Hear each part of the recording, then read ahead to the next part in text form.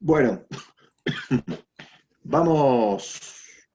voy a compartir pantalla y Dale. vamos a arrancar y después la idea es ahora hoy ver la segunda parte de estructuras y, y al terminar vemos si podemos asignar subtema para el TP4. Hacer un breve comentario sobre el trabajo práctico y asignar subtema para ver si para la semana que viene ustedes pueden ya traernos información de casos donde van a aplicar el trabajo práctico 4, de acuerdo al subtema que les toca, y a lo mejor la semana que viene ocupamos la clase para explicar el TP y para analizar cada caso de cada grupo un poquito, por lo menos el arranque, si es viable la información que tienen y el arranque. Bueno, Marcelo, ya subí el PowerPoint parte 2, así que el que pueda abrirlo y quiera seguir la clase puede seguirlo, puede verlo. yo voy a compartir pantalla. Perfecto.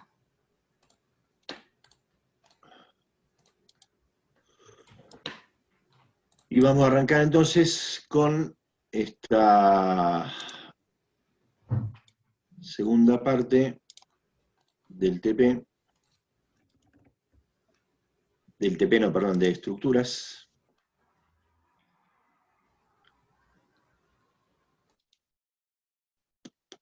Ahí estamos. ¿Qué es esto? Materiales en función estructural.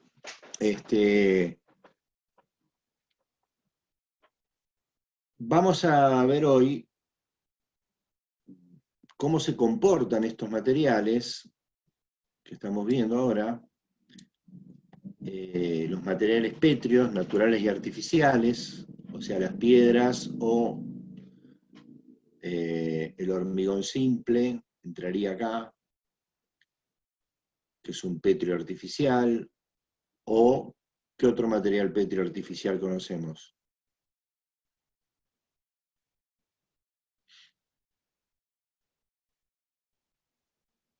Qué silencio. ¿Qué piedra artificial estuvimos viendo en Civil 2? ¿Qué otra forma de obtener un material pétreo en forma artificial hay? Cerámicas. Cerámicos. Muy bien. Bueno, maderas, estructuras metálicas, o sea, de acero, y que también hemos visto cuáles son sus elementos componentes, cuando vimos los perfiles normales y demás.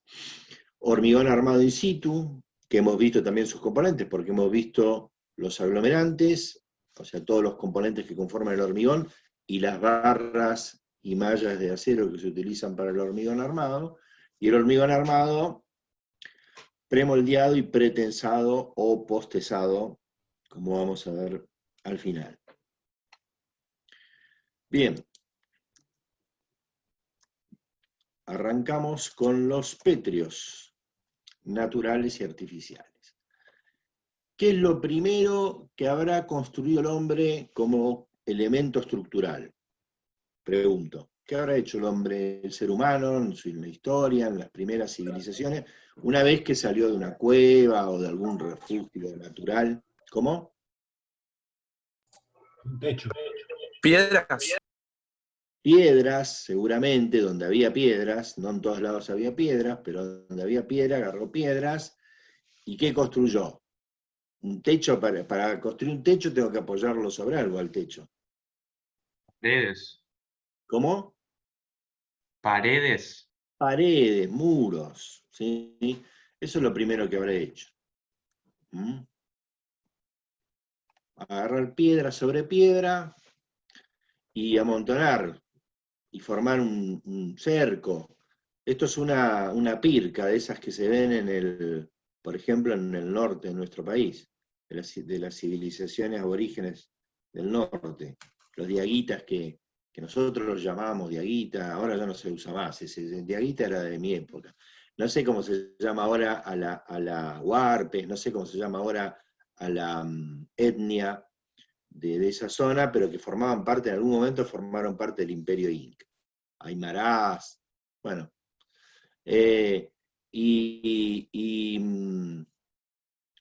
construían estos cercos. En ese caso no eran para hacer edificios, sino para formar corrales.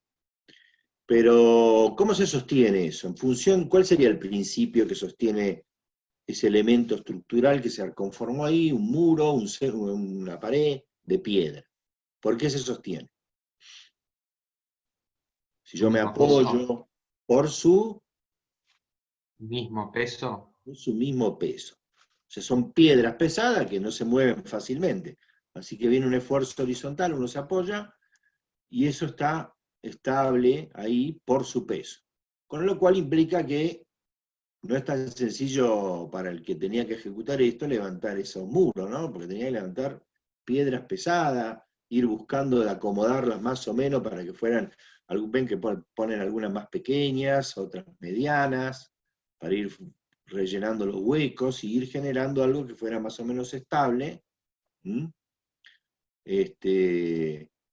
Más de uno debe haber quedado ahí sepultado entre las piedras cuando le falló la estabilidad en el proceso constructivo. El siguiente paso, para mejorar la estabilidad de esto, ¿qué se podría hacer? Y al mejorar la estabilidad también poder colocar piedras un poco más chiquitas que no se muevan. ¿Qué se puede hacer para que no se mueva esa piedra? ¿Algún tipo de mortero? Algún tipo de mortero, muy bien. Seguramente usando adobe,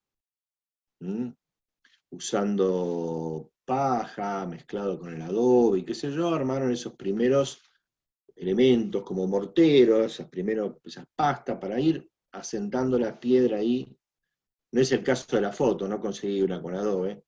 La foto impresiona más como que es un muro más moderno, hecho con algún mortero más moderno, a la cal o algo así.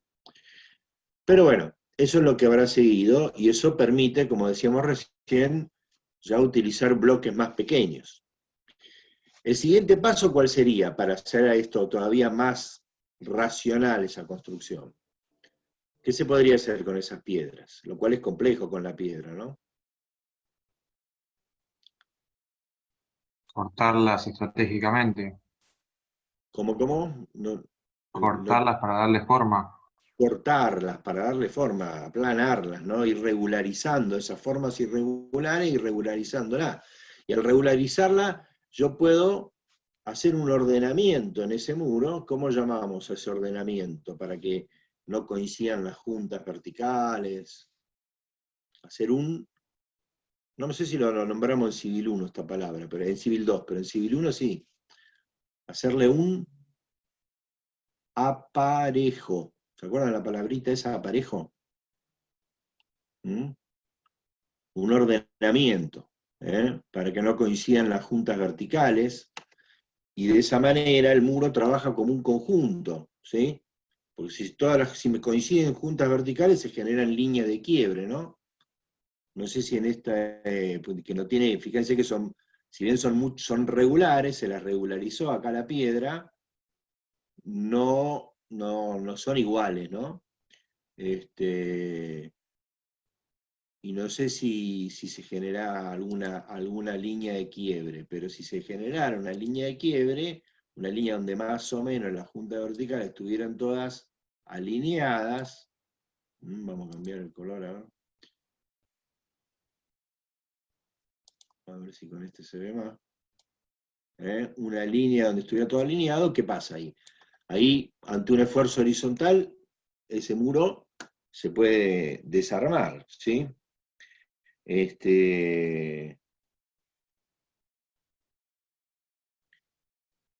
Se puede romperse ante un esfuerzo horizontal. Porque en realidad, en vez de estar actuando como un muro, sería como una sucesión de pilares uno al lado del otro. Entonces, el aparejo evita eso. Me permite que eso se constituya como un todo, como una unidad, y le da más estabilidad. Y ahí habla de adobe. Donde no había piedra, usaban primero adobes, y después lo que mencionó alguno de ustedes hace un rato, ese adobe, en algún momento vieron que con el fuego ese adobe se convertía en un material cerámico. Es arcilla moldeada, que es el adobe, sometida a cocción, se convertía en un material cerámico. O sea que donde no había piedra, pueden haber recurrido a esto, los materiales cerámicos. Podía haber puesto acá una pared de ladrillo, ¿no? Que es lo más evidente. Esto es una pared de ladrillo, pero un poco artística, pero la puse ¿por qué? Porque es un ejemplo de material cerámico de una de las civilizaciones que empezaron a hacer grandes construcciones con materiales cerámicos, que no tenían piedra, que eran los pueblos de la Mesopotamia asiática, los persas, primero los babilonios, y los otros pueblos que se destacaron con los materiales cerámicos también fueron los antecesores de los romanos y después los romanos, ¿no? Los etruscos primero y después los romanos. En cambio, las civilizaciones que tenían sus ciudades más próximas a canteras de piedra se destacaron, en este caso, con las piedras naturales. Ya vamos a ver algunas imágenes. Entonces, tenemos esta evolución desde el punto de vista tecnológico de cómo fue de la piedra natural simplemente soportada una sobre otra a algo más desarrollado, con mayor tecnología en este proceso, pero siempre, esto lo vamos a ir viviendo en general, las características del material como material estructural, los elementos estructurales que aparecen habitualmente, y las propiedades tecnológicas de esos materiales. Vamos a ir haciendo estas tres columnas, nada más que ordenadas en los otros casos, ordenadas primero con esto que vamos a ver ahora, con las características del material. Bueno, la primera característica entonces de la piedra, ya sea natural o artificial, como material estructural, es que se estabiliza por su peso. Con lo cual, otra característica importante es esta, que ya la conocemos también, que las pétreos soportan bien las solicitaciones de compresión, pero mal las de tracción.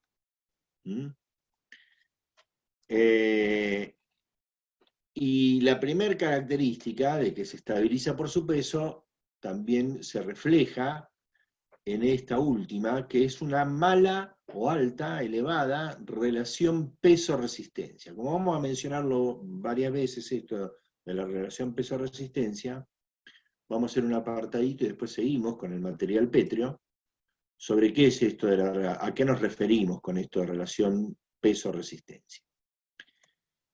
Lo que queremos expresar acá es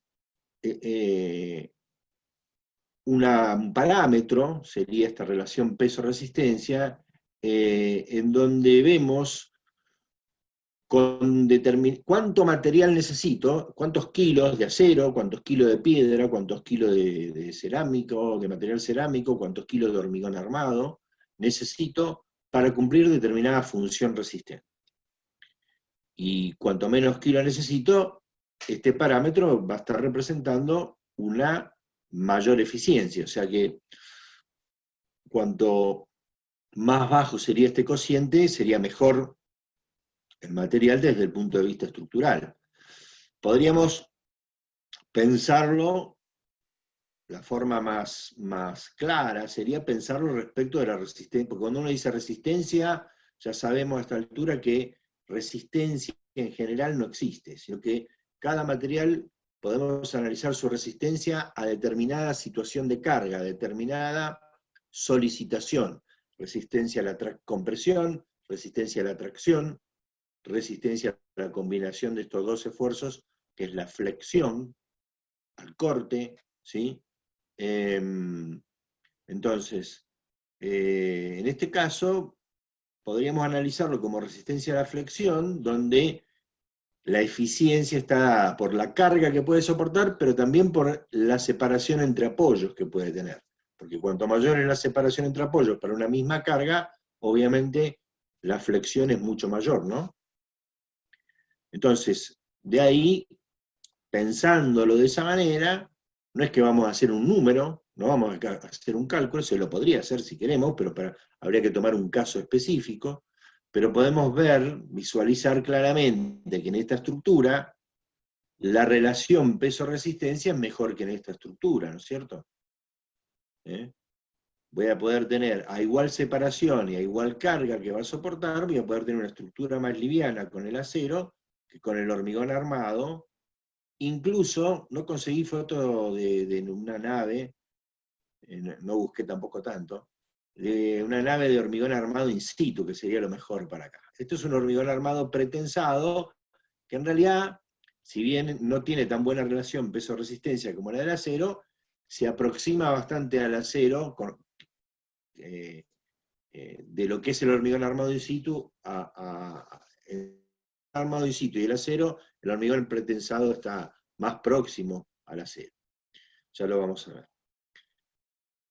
Como dice la frase de abajo, en definitiva, lo que estamos analizando en esa relación peso-resistencia es cuánto ese material, cuando nos da una cierta capacidad resistente, cuánto de esa capacidad resistente consume en autosoportarse, en soportar su propio peso, ¿no? Eso es lo que estamos diciendo. A menor relación peso-resistencia, ese material necesita menos de su capacidad resistente para autosoportarse. Bueno, volviendo entonces ahora definido un poquito esto, aclarado, creo, espero, un poco este concepto, volvemos a nuestra descripción de los materiales pétreos como en función estructural. Y en función de esto que estamos viendo hasta acá, podemos decir que como elemento estructural típico ya pusimos uno, el primero. Pusimos a un muro como primer elemento estructural típico. ¿Qué otro elemento estructural puede aparecer? Cuando empezaron a querer hacer construcciones un poquito más elegantes o esbeltas, o ponerle una ventana, por ejemplo, una gran abertura, un pórtico para entrar, tuvieron que pasar del muro, cuando sacamos una parte de ese muro, ¿cómo lo vamos a sostener? Y tenemos que poner arriba un elemento que podemos llamar viga, pero que en realidad sería más apropiado el término dintel en este caso, y lo que nos quedó del muro se convirtió en dos pilares, dos soportes. Y acá aparece un problema, por eso va a aparecer esto de que es corto el dintel. Aparece un problema porque acá este muro estaba trabajando toda la compresión, ¿no? El tema de la estabilidad del muro tenía más que nada que ver con esfuerzos horizontales que yo le apliqué al muro. Todo esto que decíamos que primero se sostiene por su peso, que cuando regularizo los bloques y los monto sobre mortero puedo utilizar algo más liviano porque logro mejor estabilidad, pero todo eso está sometido solo a compresión en el muro.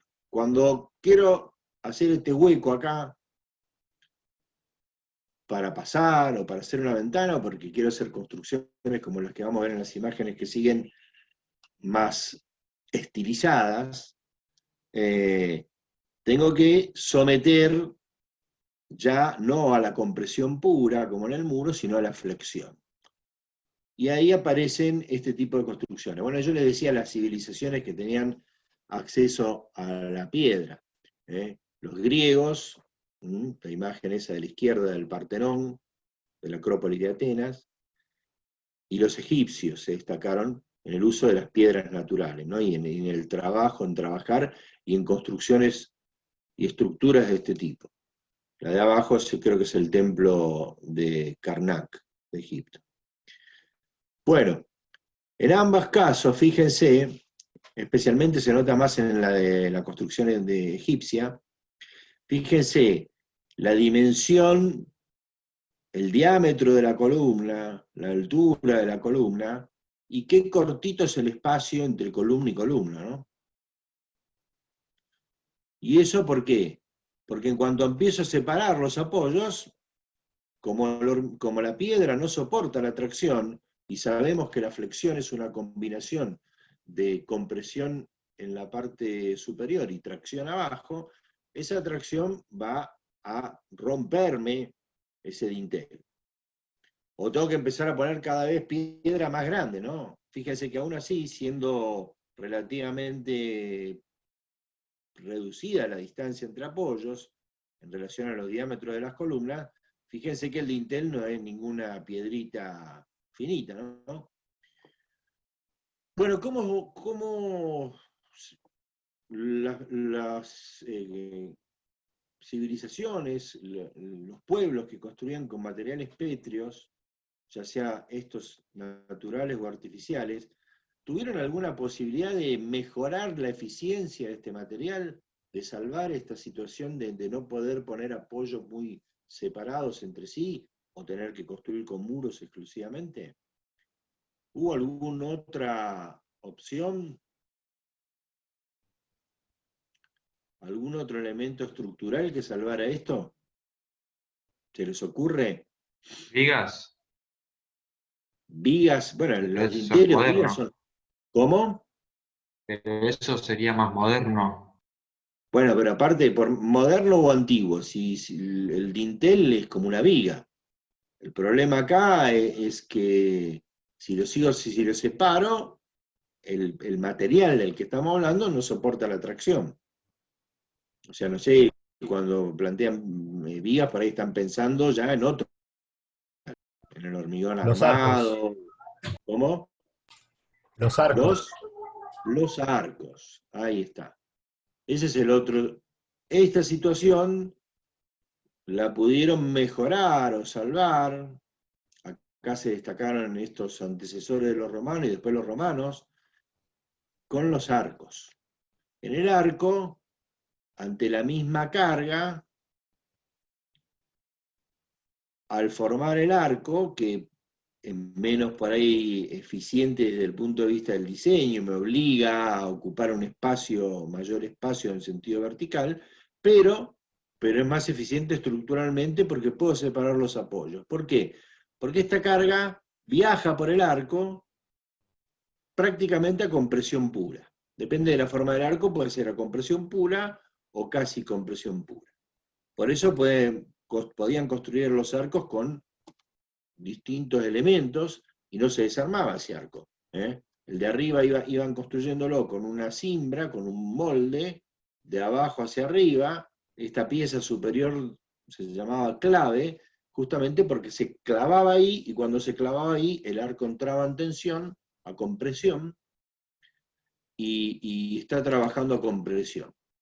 Ahora, el hecho de que esta fuerza, tiene que aparecer una fuerza inclinada acá, para hacerlo simplificadamente un poco, para poder transmitirse por compresión, hace que cuando llego a los apoyos del arco, al estar esta fuerza inclinada, ¿sí?, para poder volver a poder tener una reacción vertical, una carga en cada pilar, la mitad de la carga P se distribuye P sobre 2, P sobre 2, tiene necesariamente que aparecer un esfuerzo horizontal, una fuerza que tiende a separar los pies del arco, dos fuerzas horizontales que tienden a separar los pies del arco.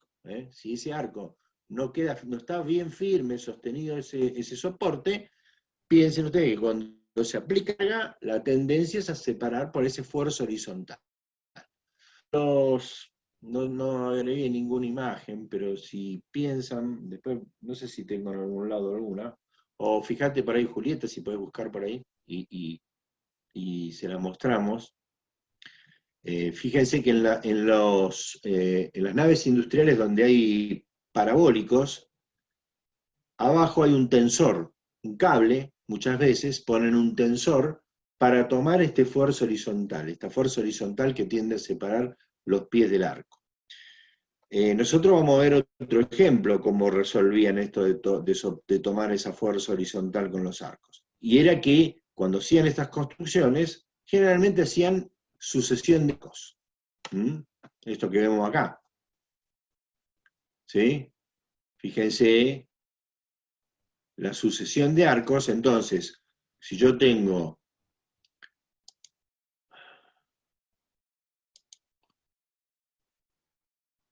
tomemos el arco acá, de este arco tengo una fuerza horizontal para acá, y otra fuerza horizontal para acá. Cuando voy al arco que sigue a la izquierda, que el primero que está a la izquierda, también voy a tener una fuerza horizontal para acá y otra fuerza horizontal para acá. En definitiva, estas fuerzas horizontales se compensan una con otra, ¿sí? Se está apoyando un arco sobre el otro arco. En el caso este de arriba, cuando llego a los extremos, tengo que tener algún soporte firme, como puede ser la roca sobre la cual estaba apoyado este acueducto, o los puentes que hacían también los romanos, y en el caso del Coliseo, la construcción circular hace que termine un arco apoyado en el otro arco. Pero, o a veces puede ser que esté el arco solito, pero suficientemente pesado el material como para que esa fuerza horizontal la tome directamente la fricción entre la piedra. El propio peso de la piedra hace que no se pueda desplazar horizontalmente. Pero ese esfuerzo horizontal sí existe y es el que permite que se produzca una transmisión de carga por compresión. Bueno, con el concepto del arco se alcanzó el máximo desarrollo de las construcciones con estructuras con materiales pétreos, cuyo ejemplo son las iglesias que se construyeron ya en tiempos de la Edad Media o incluso del Renacimiento, las iglesias góticas y similares, perdón, vamos para el otro lado, a través de utilizar arcos y generar también superficies con los arcos, como son las bóvedas de cañón corrido que vemos acá.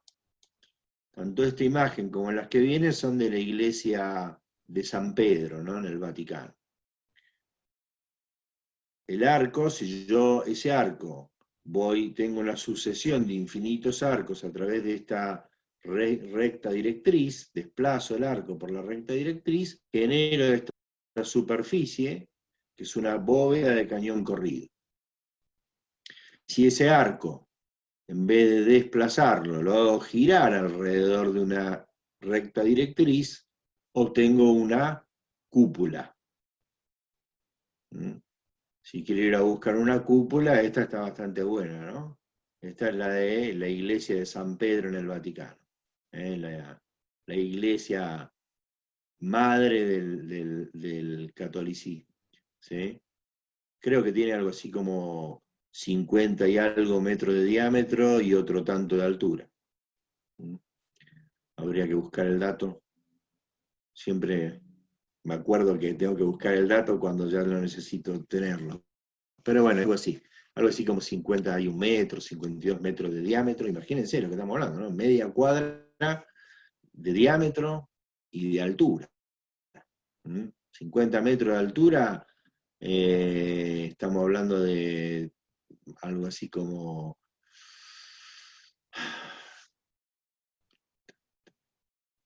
unos 17 pisos, ¿sí? Un edificio de 17 pisos. Bueno, eso construían con materiales pétreos, sin acero, sin hormigón, ¿sí? Bien, eso era ingeniero, ¿no? Bueno, ¿qué otro material habrá sido material natural habrá sido el que tuvo acceso al ser humano, aparte de la piedra o del adobe? Ya el cerámico no es natural, pero ¿qué otro material natural habrá tenido acceso el ser humano de entrada?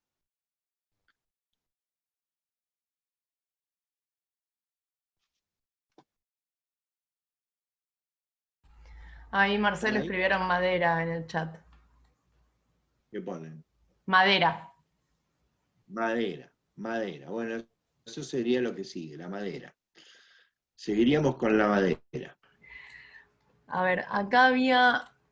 Esta estructura igual es tremenda estructura. A ver si la puedo ampliar un poquito más. Ah, bueno, esa es una... Esto es lo de Constitución, ¿no? El Ah, acceso sí. al subte que hicieron en Constitución. Ahora que ahí me está cargando encima de la pantalla. Bueno, cuando tiene que funcionar, funciona. Bueno, ahí dejo esto acá, esta foto. ¿Esto es lo de Constitución? Mirá, no lo había visto. Sí, sí, es el acceso a Constitución. Bueno, de hecho, no sé, ¿se ve mi mouse? Ahí se ve algo interesante que es cómo esta Sí, se unión ve. es articulada, ¿no? Fíjense ahí donde Exactamente. está marcando Julieta, el vínculo del apoyo del arco es una articulación. Que el otro día veíamos el tema de uniones rígidas y articuladas. Y bueno, esa sería una linda estructura al que le toca a obras edilicias metálicas, miren. Seguro que hay O bastante información. también estaba viendo, Marcelo, que también tenemos las estructuras especiales en el trabajo práctico, arcos y qué sé yo. Así que, Esa no lindo. me acuerdo que tuviéramos, Lo pero agregamos bueno, el año como pasado. subtema. Lo agregamos el año pasado. Bueno, y Y el después, tensor sería lo que está funcionando como esto, ¿no, tensor es la Marcelo? viga esta. ¿Mm? Esa Todas que esas no. vigas, claro. Ah, yo la marco como si me pudieran ver. Sí, esa viga. Esa viga está funcionando como tensor, exactamente. ¿Eh? Evitando o colaborando para que no se abran los pies, independientemente de que a lo mejor en este caso esto debe tener una linda base acá abajo que hace casi que muy difícil que ese arco se abra, pero ese perfil también colabora como tensor. Y después, perdón, que estamos... Ah, acá había encontrado otra. Pero en un galpón común, uno ve, en un parabólico común, Mm, un cable a veces que va de punta a punta. claro. ¿Sí? No encontré rápidamente que busqué, no encontré Después buscamos alguno. el cable, tal cual. Ese cable cumple esa función de estar trabajando como tensor. Bueno, vamos a continuar entonces ahora con la madera. Acá alguien, no sé si es Santiago también, el que comenta que exactamente, dicen, los arcos de piedra usaban contrafuertes. En las iglesias góticas también se ve que afuera tienen unos soportes que funcionan como contrafuertes, ¿sí? Como pilares con arcos que sostienen a los arcos interiores, externos, ¿eh? Se los hacía para que cumplan esa función de soporte de los esfuerzos horizontales. Y se llamaban también contrafuerte, no sé si se llamaban, ya no me acuerdo esto, hace mucho que en algún momento me tocó verlo, pero no sé si nos llamaban arbotantes esas cosas. Son como pilares externos a la iglesia con arcos que ayudan a soportar los arcos, el esfuerzo horizontal de los arcos interiores. Sería otra imagen que también podríamos buscar en algún momento. Bueno,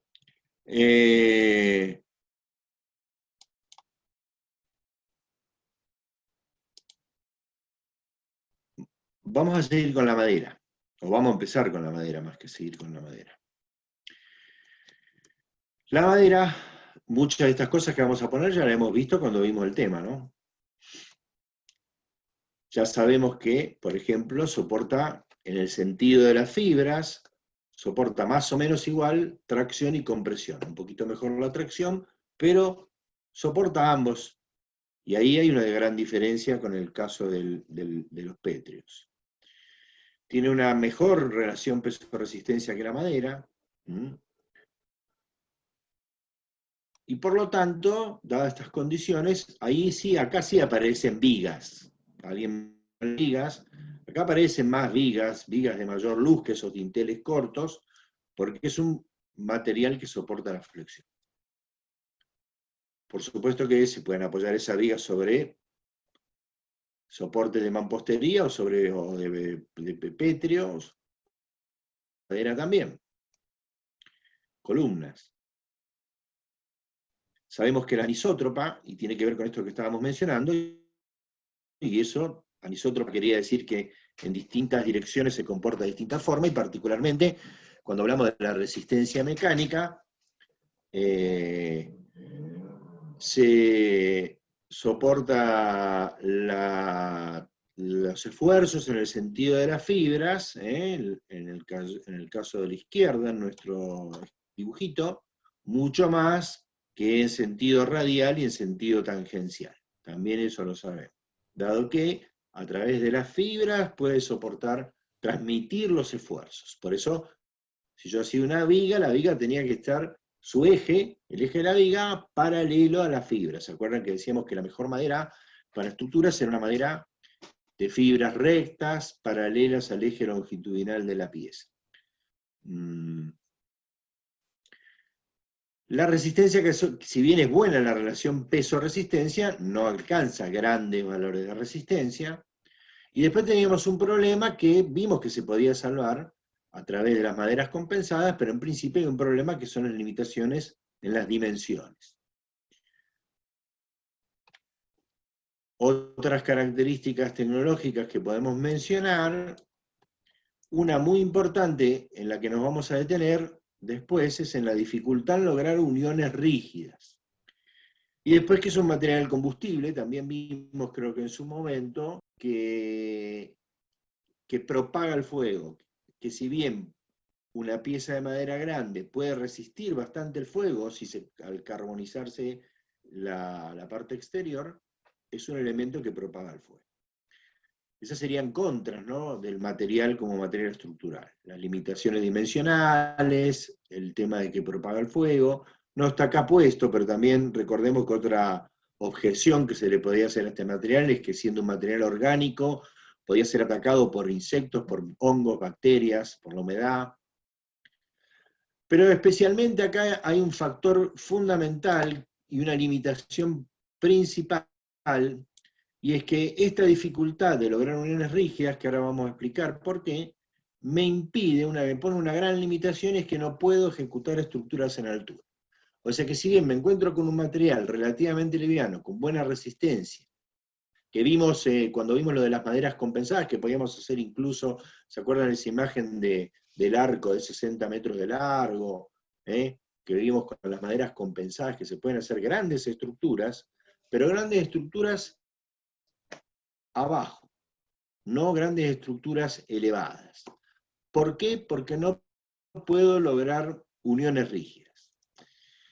Y eso es lo que vamos a detenernos un minutito a analizar ahora. Como dijimos, algunas de las limitaciones que vimos se pueden salvar. Las dimensiones de las maderas con las maderas compensadas, que las hacíamos encolando tablas y tablones. El ataque de microorganismos o el carácter combustible se puede hacer con diversos tipos de tratamiento antes de usar la madera, insecticidas, elementos que le hacen a la isla ignífugamente, pero hay algo que es medio insalvable, y es que si yo tengo dos piezas, como podría ser una viga y una columna, y tengo que las fibras de la viga van en un sentido, porque ya vimos que para poder aprovecharla, su carácter resistente, tengo que poner de manera que, en este caso la viga, los esfuerzos de tracción y compresión vayan en la dirección de las fibras, y en la columna la compresión vaya en la dirección de las fibras, me encuentro con que la fibra de la columna y la fibra de la viga tienen distintas direcciones. Y lo que yo no puedo lograr, por más que busque mejorar las uniones, la posible unión entre esta pieza y esta pieza, no puedo lograr la continuidad entre una pieza y otra, que era lo que habíamos visto que necesitábamos para que haya una unión rígida, que haya una continuidad tal que cuando se deforma la viga, la columna la acompañe. Hay muy diversas formas de hacer muy buenas uniones entre madera.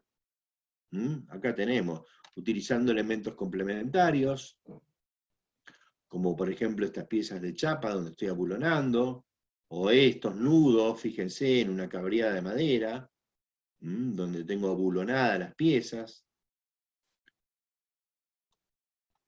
Hacer encastres en la madera, generar distintos tipos de encastres, pero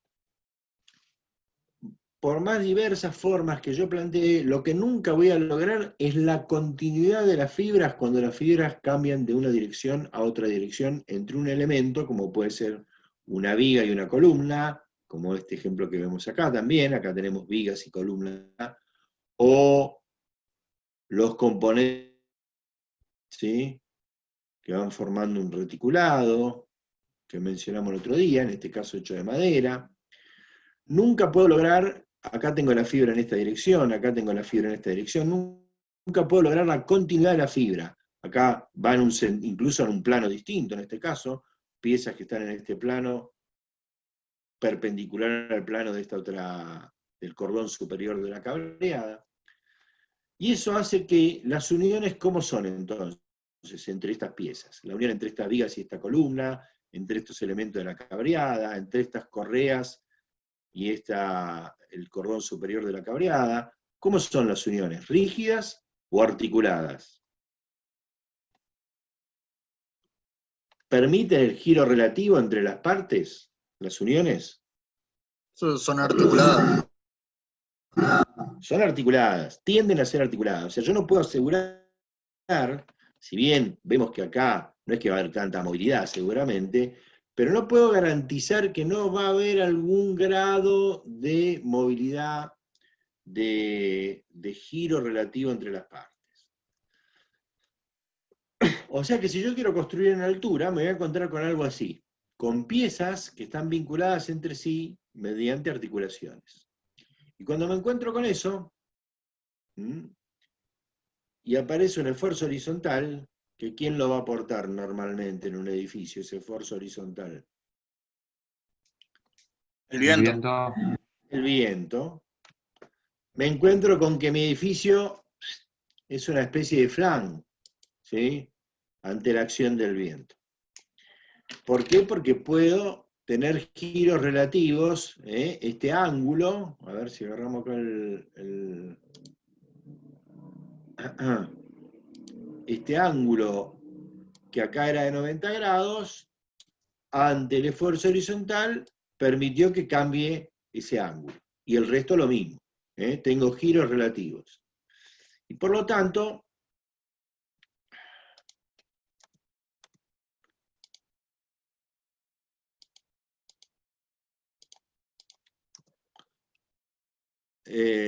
no puedo construir en altura con la madera.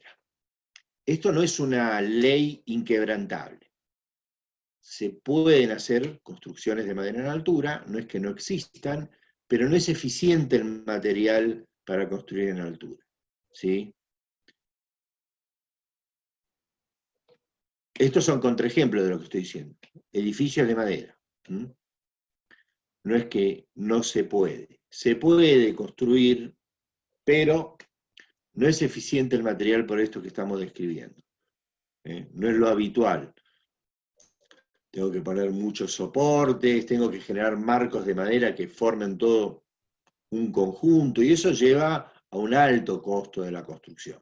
Son más bien edificios emblemáticos, donde alguien decidió no economizar, en la estructura por lo menos, a cambio de tener un edificio emblemático que a lo mejor después le redituó eso, pero no es lo habitual, no es lo común, es mucho más lógico y racional económicamente hacer esto con hormigón armado o con acero, que es el material que sigue. Fíjense que estamos siguiendo un poquito un orden cronológico en cómo aparecieron los materiales en la civilización. Ahora pegamos un salto, habíamos llegado hasta el Renacimiento ahí con la cúpula de San Pedro, y ahora pegamos un salto de unos 3, 4 siglos, y llegamos a la Revolución Industrial, donde se empezó a fabricar acero en forma industrializada, y aparece... Sí. No, para agregar una cosa del tema de edificios de madera, recuerden que en Europa hay tecnología suficiente y construyen en madera y no les importa el costo. Sí, pero Porque hay bastantes aún, casos. aún en Europa, la generalidad no es esto que estamos viendo, de este tipo de edificios. No es la Sí, generalidad, pero los y los adelantos edificios, tecnológicos, perdón, ¿cómo, Julita? que sí, no es la generalidad, como vos decís, pero comparativamente entre acá, América del Sur y Europa, el adelanto tecnológico que tienen en Europa es impresionante y construyen, o sea, tienen construcciones Sí, pero más además ese variadas y más adelanto en cantidad. tecnológico tiene que ver, no es en toda Europa, esto no lo van a encontrar en Italia o en España. Esto lo van a encontrar en los No, países del norte de Europa, donde han desarrollado esta mayor tecnología con la madera, porque tienen un acceso mucho más fácil a la madera. Los países nórdicos, Alemania, en totalmente. Canadá, se puede por ahí encontrar algo así. No digo que en ningún otro lugar del mundo, pero son los países que han desarrollado más tecnología porque ellos han tenido más acceso a la madera desde el punto de vista del costo de la madera. Pero aún así, en esos países, el 99% de los edificios no está hecho de madera, de los edificios en altura, está hecho en acero o en hormigón, hormigón armado. Bien. Bueno, y el acero, llegamos al acero, decíamos después con la revolución industrial y la fabricación masiva del acero, tenemos el material que hasta ahora es insuperado como material estructural, porque soporta la tracción y la compresión, porque tiene una excelente relación peso-resistencia. Habíamos visto que había un metal que por ahí era mejor en su relación peso-resistencia, que era el aluminio, pero que era muy caro, por lo cual quedaba fuera. Es isótropo, o sea que en cualquier dirección se comporta de la misma forma, por eso soporta tanto la tracción como la compresión, y tiene una calidad industrial, es fabricado en un proceso industrial con alto control de calidad. Así que tengo todo tipo de elemento estructural, limitado solo por sus formas. ¿Por qué? ¿Por qué no puedo hacer la forma que a mí se me da la gana con acero? Puedo, pero ¿por qué no la hago? ¿Qué usaba para hacer estas estructuras? A ver cuántos saben de metales. Debe haber varios que aprobaron el cuestionario de metales acá, a ver. Perfiles estándares. Perfiles estándares, que por eso los llamábamos normales, porque están normalizados y fabricados en forma estandarizada. En general uso eso. Yo podría decir, quiero hacer una viga en vez de con un doble T, con un perfil en forma de delta griega. Esa delta que uno usa para algunos símbolos matemáticos. O alfa, peor. ¿Sí? Bueno, sí, me la tienen que mandar a fabricar, me va a salir una fortuna el perfil alfa. Por eso está limitado en sus formas. Pero con estos elementos puedo construir cualquier cosa. Puedo construir incluso cosas, elementos curvos y demás, poniéndolo en tramos cortos. No es tampoco lo habitual, pero se podría llegar a hacer. Y es el material ideal para los edificios cura. Por eso de la muy buena relación peso-resistencia.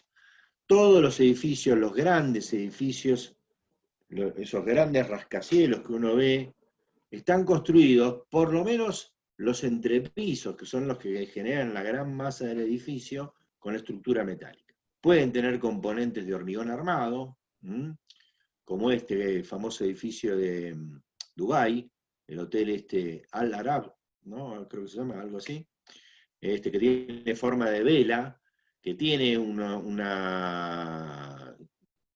tabiques de hormigón armado externos, pero los entrepisos, que son la gran masa del edificio, son tienen que ser livianos necesariamente, porque para construir edificios monstruosos de esta altura, con hormigón in situ, el peso sería tan grande, tan elevado, que tendría columnas enormes en las plantas bajas, y los cimientos tendrían que fundar siempre sobre roca, y habría que ver qué roca para poder soportar todo ese gran peso. Entonces, los edificios de mayor altura son de estructuras metálicas. El nuestro no lo vamos a ver casi por el alto costo que tiene el acero, y a causa del alto costo del acero tampoco tenemos tan desarrollada la mano de obra, o es más cara la mano de obra de la estructura metálica que la del hormigón armado. Pero tampoco tenemos edificios de 100 pisos de altura. Si quisiéramos hacer esos edificios, y en algún momento en el país se construye un edificio de esos, seguramente va a haber que recurrir a la estructura metálica. Bueno, todo tipo de elemento estructural, o sea que tenemos vigas, columnas, pórticos, características de material industrial. Bueno, revolución tecnológica es un poco una frase media artística acá, pero bueno, tiene que ver con esto de la revolución industrial, ¿no? Y de lo que implicó. Fíjense que ¿cuál fue en ese momento, fines del siglo XIX, se construyó tal vez una de las estructuras más emblemáticas, que era un asombro para la Feria de París, en el año, no me acuerdo qué año era, pero en fines del siglo XIX, que fue la Torre Eiffel, ¿no? Todavía está en pie, y se construyó como algo provisorio para esa feria, y quedó para siempre como símbolo de París y como símbolo de esa época. Bueno, mano de obra especializada, decíamos, gran parte en taller, o sea que acá esto vamos a ver que tiene algo que ver con lo que sigue, que es la complejidad en lograr uniones rígidas. Y en esto nos vamos a detener un poquito ahora.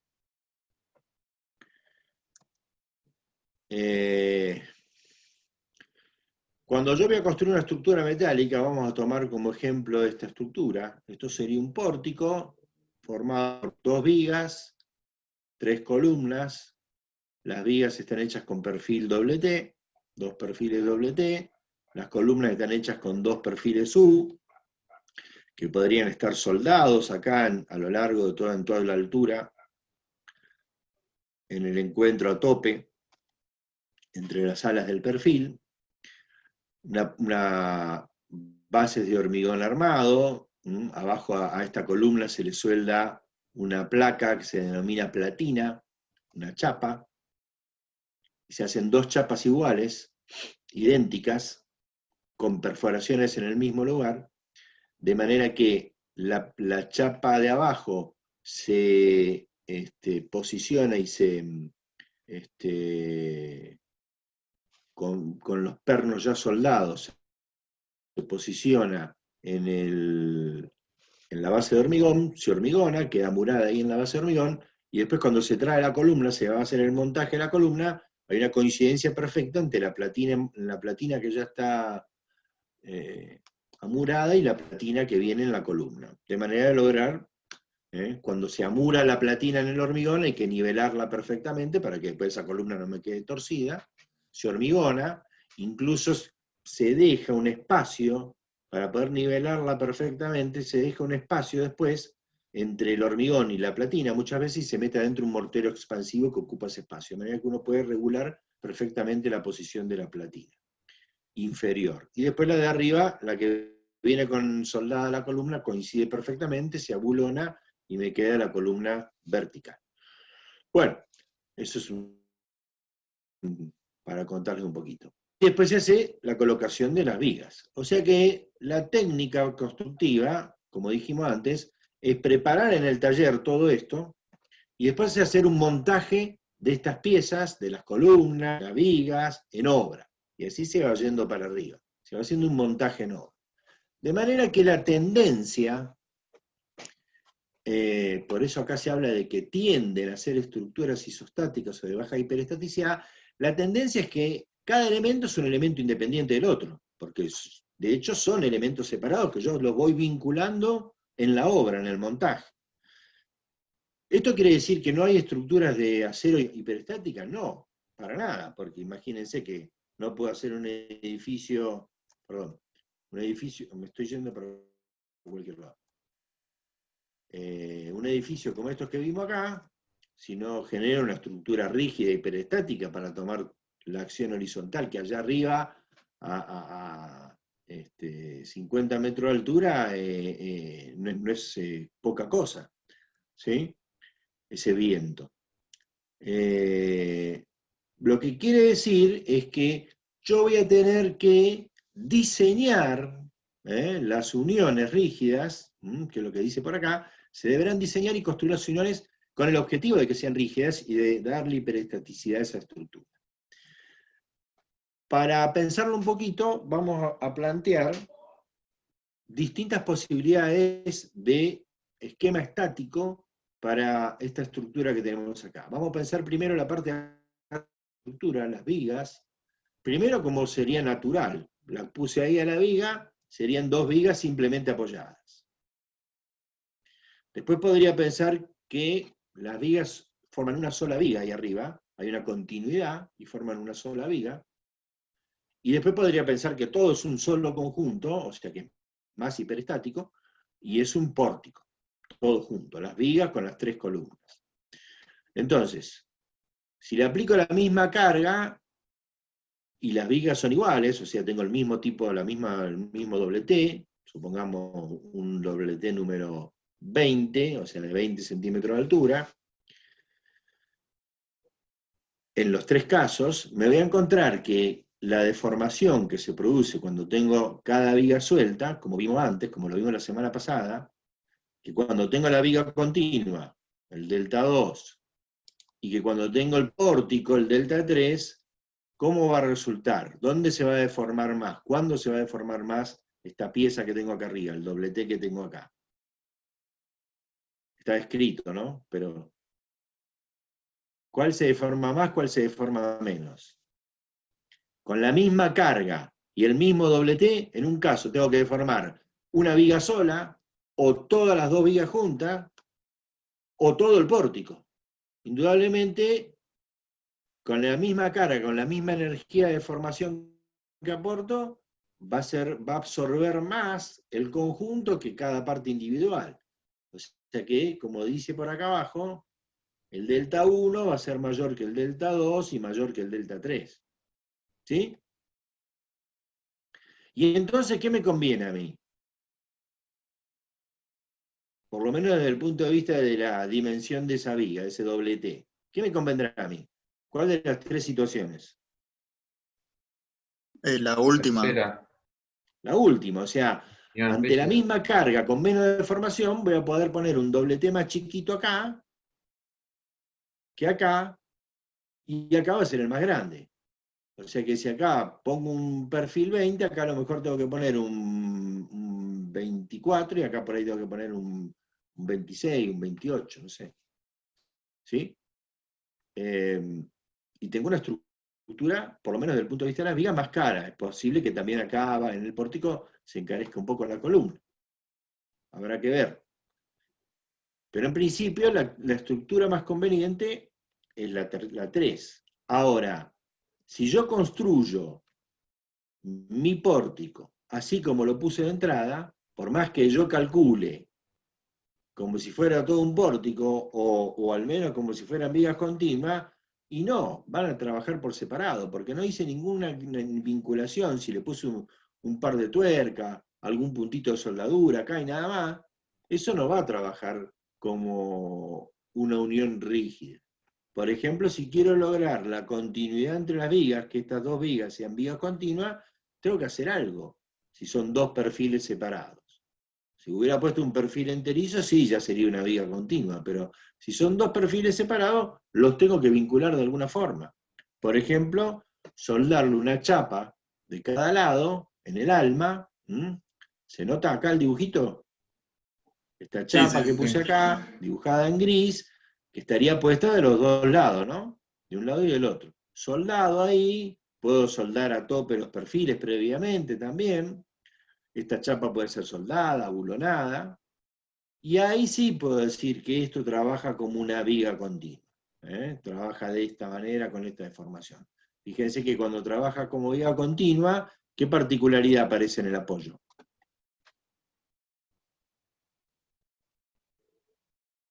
¿Qué está pasando ahí en el apoyo? ¿Se transmite la carga?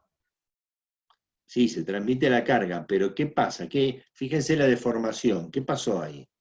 Antes, cada una se deformaba por flexión de esta manera independientemente, y había una deformación mayor. Ahora, perdón, ahí, la deformación se reduce, pero ¿qué pasó acá? Para que se mantenga la continuidad, o tiene que mantenerse la continuidad, tiene que deformarse hacia arriba acá. Tiene que levantarse en el medio, ¿sí? ¿Se entiende? Sí, sí. Sí, sí. O sea, ¿qué pasa? ¿Dónde está la tracción en el apoyo? Cambió el sentido de la flexión, ¿sí? En los tramos, la tracción es como venimos viendo hasta ahora, tracción abajo, compresión arriba. Pero ahora en el apoyo cambió el sentido, se tracciona arriba y comprime abajo, ¿sí? Decimos en los que estudian estabilidad, ¿qué está pasando acá? ¿Cómo es el momento en el apoyo?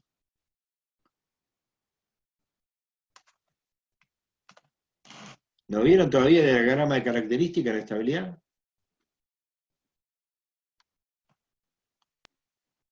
Sí, sería un momento negativo. Es negativo el momento en el apoyo, exactamente. Bien, bueno, y aparece la tracción arriba y la compresión abajo en ese apoyo. Y si quiero ir al caso más hiperestático, donde hay más rigidez, yo tengo que garantizar ahora que entre la viga y la columna no haya giros relativos. Acá no hay giro relativo en principio porque si se mantiene la simetría no va a haber giro relativo y la columna lo único que va a hacer es comprimirse. Pero en los extremos sí gira, y para que no gire tengo que aumentar la rigidez en esa unión. Por ejemplo, poniéndole estas chapas que se llaman rigidizadores en el alma, o esta escuadra entre columna y viga que se llama cartela. Estoy rigidizando. Fíjense que va a ser mucho más difícil que entre esa viga y esa columna ahora se produzca este movimiento, este giro relativo, que en el caso anterior se podía producir. Lo convertí en un pórtico eso rígido. Acá tenemos ejemplos de rigidización. Las cartelas entre viga y columna. Esta, ¿se acuerdan que la vimos el otro día, esta foto? Otro caso de cartela, con este chapón soldado acá, que después va a bulonarse a una columna, esto seguramente, algo parecido a lo que estamos viendo acá, ya puesto en posición.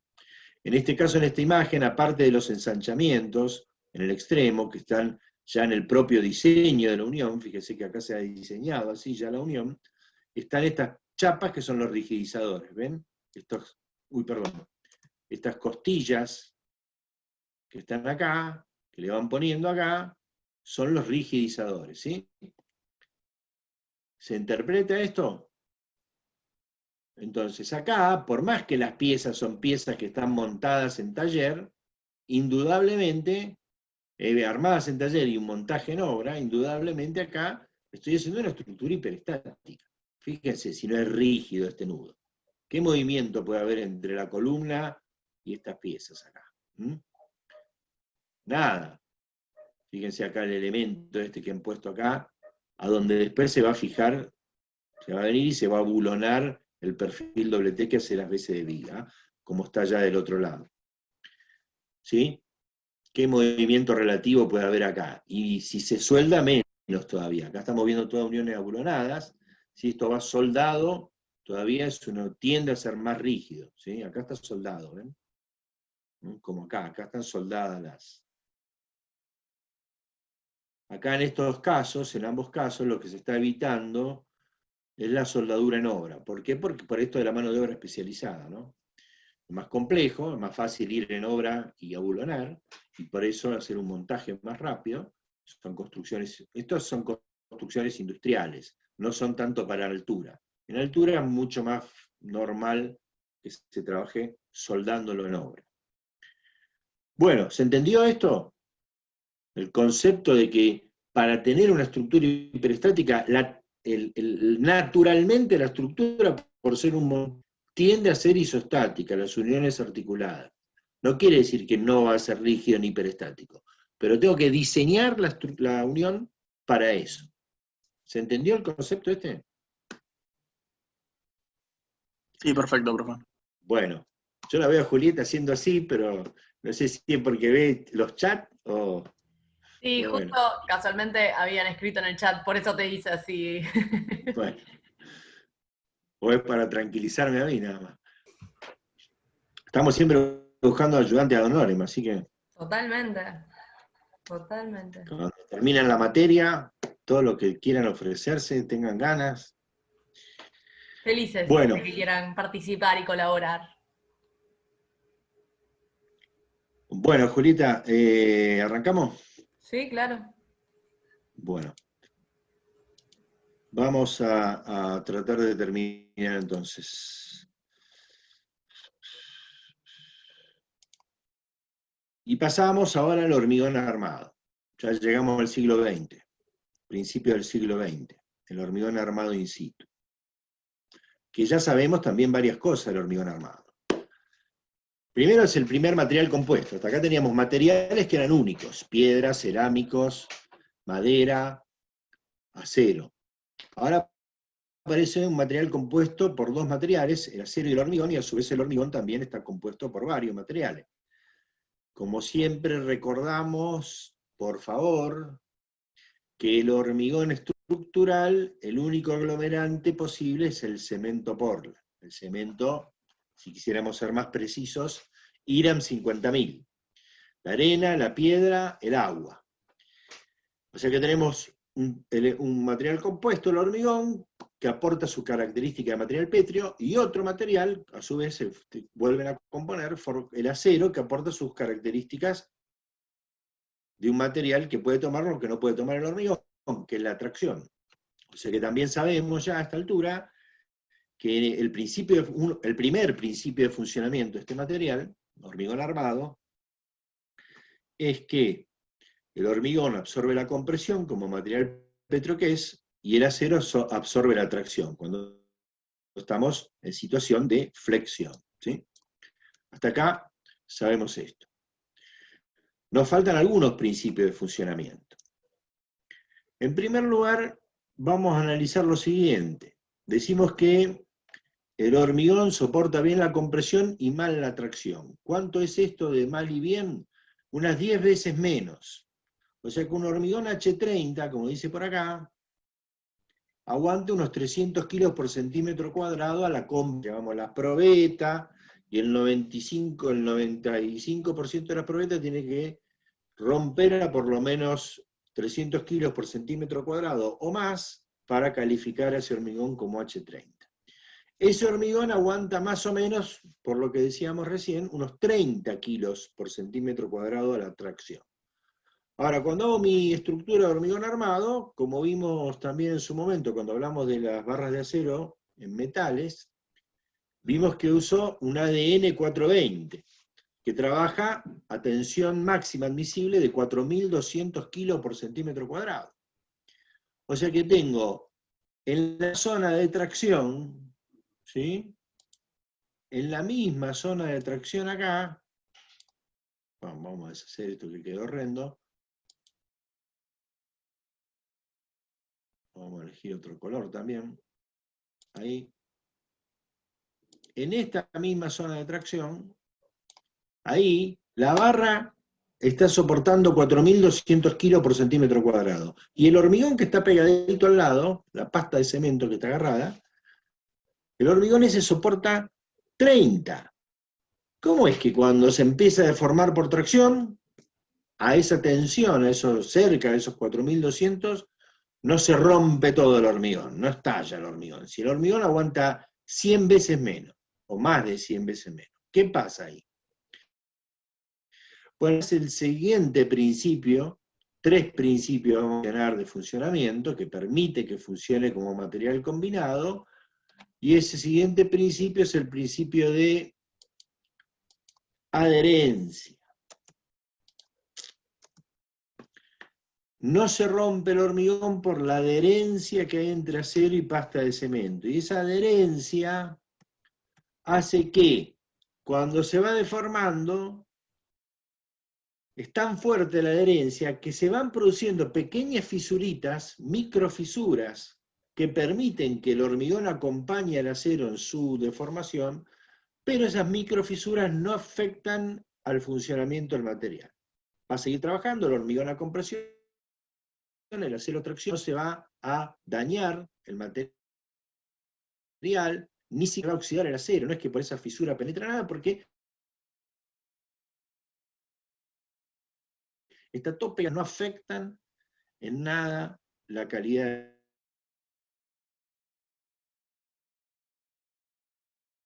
material. De 3 formas distintas. En primer lugar, por el contacto directo de el material acero y la pasta de cemento que está pegada. Esa es la primera adherencia, en toda esa superficie, que se denomina por contacto. Estoy usando una denominación que usa un autor de estructura de hormigón armado, que me parece que hoy día ya no se está usando esos libros. En la época que yo estudiaba era la Biblia del hormigón armado. Acá tengo uno que anduve usando para hacer alguna cosita hoy. El Leonhardt. Tenía 6 volúmenes este. Un autor alemán, Leonhardt. Bueno, como yo no practico la religión esa, no es mi Biblia, pero creo que ya no es más la Biblia tampoco en la enseñanza de la ingeniería en la actualidad. Mirá que a mí me los dieron los Leonhardt, Pero vos tampoco te ablandás con el primer hervor, Julieta. No, igual tampoco es mi Biblia, si vamos al caso. Bueno, no, pero no, a ver, desde el punto de vista conceptual se sigue usando, pero como la normativa cambió totalmente, porque estaba basada en la norma alemana y en la norma europea, el Leonhardt, y ahora ni siquiera en Europa, en todo el mundo, en casi todo el mundo, la norma que se impuso, la normativa de los Estados Unidos, de la American Concrete Institute. Bueno, por contacto, la superficie acero-hormigón, por eso al principio los aceros eran lisos, alcanzaba con eso para la adherencia, que era el acero de mucho menos resistencia, de la mitad del 420, del 2.200 kilos por centímetro cuadrado. Cuando se pasó a un acero 420 no alcanzó eso, y hubo que darle formitas al acero, ponerle aleteado, como vemos acá, nervaduras, estas 2 líneas que se ven arriba y abajo, son 2 nervios que van a lo largo de la barra, y eso es por rozamiento. Todas esas formas que se le agrega, esa textura que se le agregó a la barra, aporta mayor adherencia. Y finalmente, para mejorar la adherencia en los extremos de las barras, antiguamente se hacían ganchos, ahora medio que se abandonó el tema del gancho y se lo reemplaza por esta patita, por una escuadra, donde es más largo, el recorrido de la escuadra esta, la pata esta, es bastante más largo, hay un poquito más de consumo de acero que la vuelta que pega el gancho, pero es más rápido y más fácil de hacer. Y se usa más la escuadra que los ganchos. Todo eso, en este caso, el anclaje ese que implica ese gancho o esa escuadra, también aporta adherencia entre la barra y el hormigón. Y ahí se cumple el principio de adherencia, que puede transmitir el esfuerzo de tracción del acero, que soporta más de 100 veces más que lo que soporta el hormigón en la tracción. El tercer principio, para que puedan funcionar en conjunto, es que tienen un similar coeficiente de dilatación. O sea que ante un cambio del T de temperatura, se dilata o se contrae, si es un descenso de temperatura, parejo al acero y el hormigón. Por eso pueden estar expuestos al exterior, salvo que ese delta T sea muy rápido el cambio de temperatura. Pero ahí no es lo que influye el coeficiente de dilatación. El coeficiente de dilatación es siempre el mismo. Lo que pasa es que si es muy rápido, la transmisibilidad térmica es muy distinta. En el metal, en el acero, se transmite muy rápido el calor, y en el hormigón mucho más lento. Entonces, si tengo un incendio con alta temperatura, qué sé yo, 200 grados de temperatura, ahí el acero, como se calienta mucho más rápido, si entra en contacto con ese fuego, se va a dilatar más rápido. No es que se va a dilatar más, sino que se dilata más rápido. Y entonces ahí sí puede ser que estalle la estructura. Pero en cambio de temperatura graduales, ahí no permite que funcione la estructura porque tienen igual o similar, no igual, coeficiente de dilatación. En cuanto a la relación peso-resistencia, acá bajamos de lo que era el acero, empeora respecto al acero. Es un material mucho más pesado y que se consume más material para autosoportarse, para el peso propio. Bueno, acá no tengo tampoco limitaciones en las formas, en este caso, a diferencia que el acero, porque yo hago un molde, un encofrado, le meto la armadura y le meto el hormigón, pero sí tengo limitaciones en cuanto al peso, por esto de la no tan buena relación peso-resistencia, porque es un material, como todos los materiales pétreos, más pesado. Estamos medio complicados de horario.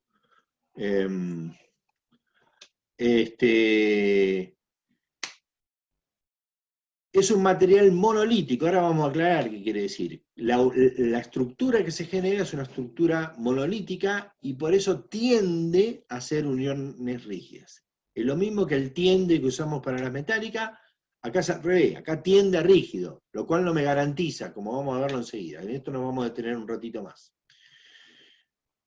La calidad es un problema porque es más controlada que en la madera, obviamente, o que en una piedra natural, porque es un material artificial, fabricado por el ser humano, pero mucho menos que en el acero, porque no está producido todo en una fábrica, sino que tiene materiales, tiene componentes naturales, como los agregados, la arena, la piedra, el agua, o sea que ahí hay una incerteza de un material natural. Depende de si está bien elaborado, si está bien dosificado, si está bien mezclado, para el material hormigón. Después, para el hormigón armado hay que ver si están bien preparados los encofrados. Yo calculé que iba a tener una viga y una columna que se encuentran a 90 grados, pero el encofrado se dio, qué sé yo, y me quedó otra posición. La armadura tiene que estar bien colocada. Yo la dispuse de una manera, pero cuando la pongo en obra, por ahí se tuerce, se cambia.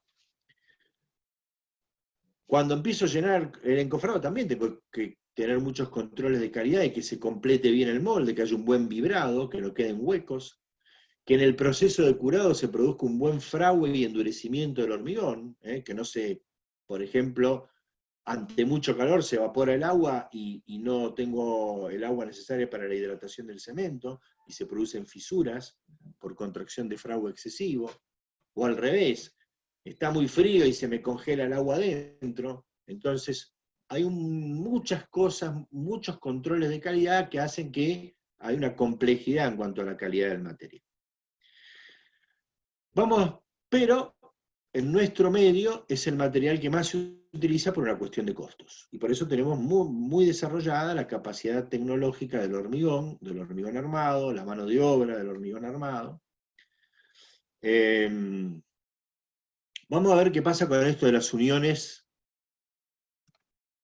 rígidas. Acá decimos que ahora tengo el mismo pórtico, pero hecho de hormigón armado. Bueno, la primera característica es que cuando yo hago este pórtico, voy a hacer un único encofrado y voy a hormigonar vigas y columnas todo junto, no las bases. Las bases están hormigonadas de antes. Dejamos los hierros de enganche con la columna, y se enganchan la armadura de la columna con la armadura de la base, del tronco de la base, una armadura vertical para enganchar metida dentro de la base, que vamos a enganchar con la armadura de la columna, pero hago el molde, meto la armadura de columna, la armadura de viga, y todo eso lo hormigono todo junto. Por eso digo que es monolítico, queda una única piedra, un único elemento desde el punto de vista tecnológico de la construcción. Ahora, ¿eso me garantiza que las uniones van a ser rígidas? No. Esto me dice que tiende a ser rígido. Ahora vamos a ver por qué no me garantiza. ¿Qué me falta asegurar para decir que esas uniones van a ser rígidas y que esto va a trabajar, por ejemplo, como todo un pórtico, o que las vigas de arriba van a trabajar como vigas continuas? O sea, vamos a volver al mismo ejemplo de antes. En cuanto a los esquemas estáticos, vamos a repetir lo mismo que hicimos antes, podemos tener los tres casos. Las dos vigas que trabajan por separado, que no están unidas rígidamente ni a las columnas ni entre sí, las vigas que están unidas rígidamente entre sí, aunque no a las columnas, y el pórtico que está todo unido rígidamente. Y otra vez voy a tener en el primer caso la mayor deformación, en el segundo intermedia, en el tercero la menor. O sea que por ahí la armadura de acero que tengo que poner, que es lo más caro en general del hormigón, va a ser por ahí, si voy al caso 3 del pórtico, va a ser una sección menos barras más finitas, diámetros más finos, que en el caso del 2 y del 1. Pero, otra vez, si yo cuando voy a hacer mi pórtico, lo hago así como está acá, donde hago armaduras totalmente independientes entre ambas vigas, y respecto a la columna lo mismo, está pintado de amarillo lo que serían los estribos de la viga para que se diferencie un poquito la armadura de la viga. Acá no, está todo en rojo. Les aclaro también algo importante. Esto es representativo, esquemático, no es que son exactamente así como se hacen las armaduras. Es esquemático. Pero bueno, hecho así, totalmente independiente, armadura de una viga y de otra, ¿qué me va a pasar? Que cuando esto entre en funciones y le aplique la carga, aún con su propio peso por ahí, cuando le saque todos los puntales que sostienen el encofrado, lo termine de desarmar, a los 28 días, o menos si usa un cemento especial o un aditivo, en las zonas de tracción van a aparecer estas fisuras, track, track, track, y va a trabajar como está acá, van a trabajar como dos vigas separadas. Si yo la calculé como continua o como pórtico, va a resultar que el hierro que le puse acá va a ser insuficiente, porque en realidad la flexión va a ser mayor ahí abajo. Si yo quiero aprovechar la ventaja de menos flexión y poner menos armadura en este lugar, voy a tener que disponer la armadura de otra manera. Para tener vigas continuas, dar continuidad entre las barras de acero de una y otra viga. O sea que la barra de acero, especialmente las de abajo, ¿no?, que son las que están soportando tracción, de una viga, penetre en la otra viga una cierta distancia, ya una cierta superposición, y están atadas entre sí, para que haya continuidad de la armadura. El hormigón, la continuidad del hormigón ya está de por sí en el proceso constructivo, por eso es monolítico. Acá lo que tengo que asegurar es la continuidad de las barras, que es lo que, si no lo hago, no voy a tener la unión rígida. Por otra parte, vimos que el nudo, el apoyo acá, hay un momento negativo, o sea que la armadura principal en esta zona, en vez de estar abajo, va a estar arriba. ¿Sí? Por eso de la tracción que aparece arriba. ¿Se entiende esto? ¿Me siguen? Sí, profe. Y ahí sí tengo una viga continua. Ahí trabaja de esta manera. Y si quiero tener un pórtico, voy a tener que rigidizar las uniones con las columnas. Acá no alcanza a haber una unión rígida. Va a volver a aparecer esta fisura que marqué acá. Si quiero tener un pórtico, tengo que rigidizar las uniones con las columnas. Entonces viene la columna, en vez de morir acá, sigue la armadura hasta arriba, en la columna, y aparecen algunas armaduras adicionales que empalman, que enganchan las barras de la columna con las barras de la viga. Y entonces ahí tengo una unión rígida en ese nudo, en ese encuentro de viga con columna. Y ahora sí, esto va a trabajar como un pórtico. Si es eso lo que me conviene. Puede que no, puede que a lo mejor me convenga la viga continua y no introducir flexión en la columna. Por ahí me sale más caro. Por ahí la hiperestaticidad que necesito en este caso es solamente la continuidad de las vigas y no la de generar un pórtico. A veces la rigidez general del edificio no es que todo el edificio sea porticado, no hay rigidez entre vigas y columnas, sino que, ya lo van a ver en bastante lejos, en análisis estructural 2, que se construyen tabiques de hormigón armado en toda la altura del edificio, que el lugar más común es la caja de ascensores, por ejemplo. O sea, se tuvo una pared de hormigón armado que va de arriba a abajo, y eso es lo que le da continuidad, rigidez general al edificio. Ese y algún tabique más, los que hagan falta, para tomar el esfuerzo de viento y que todo, y no siempre, las columnas y las vigas tienen uniones rígidas. Bien. Y nos quedaría el hormigón armado premoldeado, pretensado. Estamos ahí medio justitos, pero yo terminaría con el tema, si podemos. Aunque nos tome algún minutito más. ¿Mm? ¿Te parece, Julieta? Sí, sí, terminemos con el tema. Vamos a tener que hacer Bueno. otro ingreso. Sí, posiblemente. Todavía no me apareció el límite de tiempo, pero posiblemente. Bueno, ¿cuándo aparece el concepto de hormigón pretensado? ¿O por qué? Apareció cuando empezaron a haber aceros de mayor calidad en principio. ¿Qué pasa? Cuando el acero es muy resistente, mucho más que esos 4.200 kilos por centímetro cuadrado del ADN 420, hoy día hay aceros de 10.000, 12.000, 15.000 kilos por centímetro cuadrado, ahí ya la adherencia entre acero y hormigón resulta insuficiente para transmitir. Ya la diferencia de capacidad, hoy día el hormigón también está empezando ya hace ya unos 10 años más o menos, a acercarse al acero. Los hormigones de 300 kilos, ahora ya hay hormigones de 600 kilos por centímetro cuadrado. Ahí, en esa carrera ahora lo alcanzó un poquito el hormigón. Por eso vamos a ver alguna cosita por ahí a mencionar algo ahora. Pero bueno, en principio la diferencia entre la capacidad de tomar tracción de esos aceros muy resistentes y el hormigón ya no alcanza la adherencia, y entonces otra vez puede aparecer esta cuestión de que se fracture el hormigón. Entonces, a alguien se le ocurrió esta idea: agarrar la pieza, premoldearla, y en algún momento de ese premoldeado en taller, introducirle una fuerza de precompresión. De manera tal, precompresión porque es una compresión que se hace antes de que entre en servicio, por eso precompresión. Al comprimirla, se lo hace de manera tal que se deforme de esta manera. Es decir, una deformación inversa a como cuando va a estar funcionando. En vez de tener la tracción abajo, se tracciona arriba y se comprime abajo, de manera invertida. Para lo cual va a tener que tener alguna armadura adicional que tome esta tracción, ¿no? Producto de esta precompresión.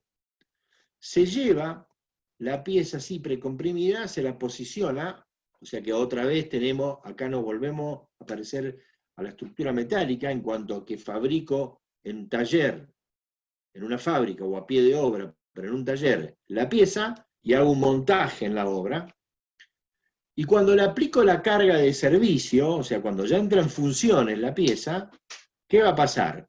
Va a pasar que va a recuperar esa deformación, pero le voy a poder poner mucha carga sin que aparezca una excesiva tracción abajo, o directamente en algún caso que no hay tracción. O no hay tracción o es baja tracción. Pero el acero está trabajando con su máxima resistencia, con esos 10.000, 12.000 kilos por centímetro cuadrado, y la carga que le estoy aplicando arriba está en consecuencia con eso. ¿Se entiende? Se mejoró la eficiencia de la pieza y la capacidad de tomar acero a través de la precompresión. Ese es el concepto básico de funcionamiento de estas estructuras, elementos estructurales pretensados. El pretensado se puede lograr de dos formas distintas. Si bien nosotros llamamos en forma genérica a todas estas estructuras pretensadas, las hay pre y postensadas. A las postensadas no se les llama postensadas, sino postesadas, sin la N. El pretensado, el proceso es que primero tenso la barra, hormigono en un molde la pieza, y cuando el hormigón tiene capacidad de tomar resistencia, cuando endurece, se libera, y la barra tensada, ahora lo vamos a ver con más detalle, quiere volver a su posición original, pero el que se lo impide es el propio hormigón, la adherencia entre acero y hormigón, o sea que la precompresión se aplica por adherencia. En cambio, en el postesado, bueno, la precompresión, como es por adherencia, tiene cierta capacidad de tomar un esfuerzo de precompresión, pero no tanto. Entonces son piezas más chicas. Ya lo vamos a ver enseguida cuáles son los ejemplos. En cambio, en el postesado, yo lo que hago es, en el molde, meto un conducto, una vaina, como un conducto hueco, con un cable. En realidad el cable lo puse de entrada con la vaina. Tenso ese cable, la pieza ya está hormigonada, perdón, eso no sé si lo dije claramente, o sea, puse el cable, el conducto con el cable, hormigoné la pieza, esperé que adquiera resistencia, cuando ya está con resistencia, tenso el cable, y ahora lo voy a anclar de un extremo a otro, y ese anclaje es el que me va a transmitir el esfuerzo de precompresión. Es mucho mayor la fuerza de precompresión, y puedo hacer piezas más grandes, como las vigas postesadas que se utilizan para las obras viales, para hacer puentes o autopistas en viaducto, las autopistas elevadas. Volvemos a repasar entonces. En el caso del pretensado, tengo un molde, voy a tensar el acero, voy a llenarlo con hormigón, voy a esperar, en general en las fábricas para acelerar el proceso utilizan aditivos acelerantes de resistencia, curado a vapor, y todo eso hace que en vez de esperar 28 días, a lo mejor en 3, 4 días, ya pueden habilitar esa pieza, que la mantengo tensada. Cuando pasaron esos 3, 4 días y ese hormigón ya está en condición de tomar resistencia, libero el cable, y el cable quiere volver a su lugar. Pero la adherencia entre acero y hormigón me lo impide, y entonces transmito la precompresión por adherencia. Son estas piezas. Las viguetas, las losetas, acá vemos un montaje de losetas, en una estructura de hormigón pretensado, este tipo de piezas.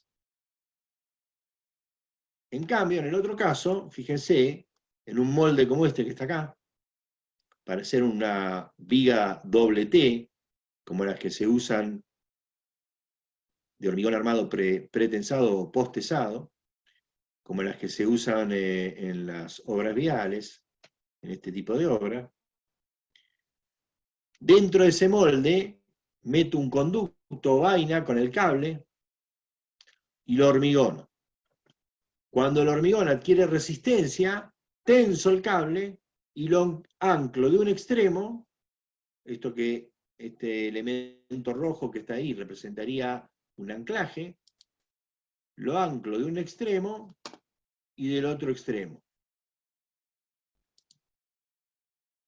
En realidad el anclaje este ya está puesto normalmente, voy tensando, a este se lo llama anclaje muerto o pasivo, voy tensando, y del otro lado, cuando alcancé la tensión suficiente, hay algún mecanismo que hace que corto el cable y se ancla. Por eso ese anclaje se llama anclaje activo, en un anclaje que se denomina anclaje activo. Acá tampoco tuve tiempo de colocarle algún... Eso sí lo podemos ver por ahí la próxima. Completar un poquito esto, Julieta, a lo mejor vamos a subir otro... para poner una fotito de algún tipo de anclaje activo. Anclaje activo, por ejemplo, hay un sistema en donde los cables pasan a través de una pieza de acero hueca en forma cónica. Cuando se alcanzó la tensión, hay otra pieza, un tapón que tiene la misma forma que el cono hueco, y entonces en el momento en que se alcanza la tensión y se cortan los cables, se clava ese tapón, y cuando los cables quieren volver, clavan más todavía el tapón, y quedan ahí por fricción agarrados entre la forma troncocónica hueca y ese tapón cónico que calza ahí adentro. Y esos anclajes, el que ya estaba, de donde estaba agarrado de entrada, el anclaje pasivo o muerto, y ahora el anclaje activo aprietan, precomprimen a la pieza por anclajes. Bueno, y en ese caso,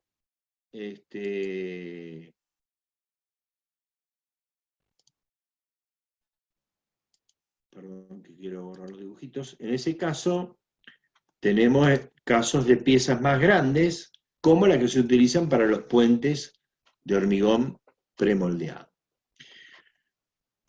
Completamos un poquito entonces, tenemos un proceso de elaboración industrial en taller y un montaje en obra, o sea que en esto se parece un poquito también al acero. La mano de obra es menos especializada, el único especialista ahí es el de, sacándola del taller, ¿no? Pero en obra, yo tengo una mano de obra que lo único que hace es acomodar, mover, salvo los que operan la grúa, ¿no? El que maneja la grúa y el que le da las indicaciones desde abajo, que esa persona tiene que estar capacitada. Acá tengo mucha capacidad resistente, en cuanto a que puedo ponerle mucha carga, por esto que estábamos viendo de la precompresión que le agregué. Mejoro la relación peso-resistencia respecto al hormigón armado in situ, es más eficiente, pero no puedo lograr uniones rígidas. Vuelvo a la situación de la madera. A diferencia del acero, acá es muy difícil lograr uniones rígidas.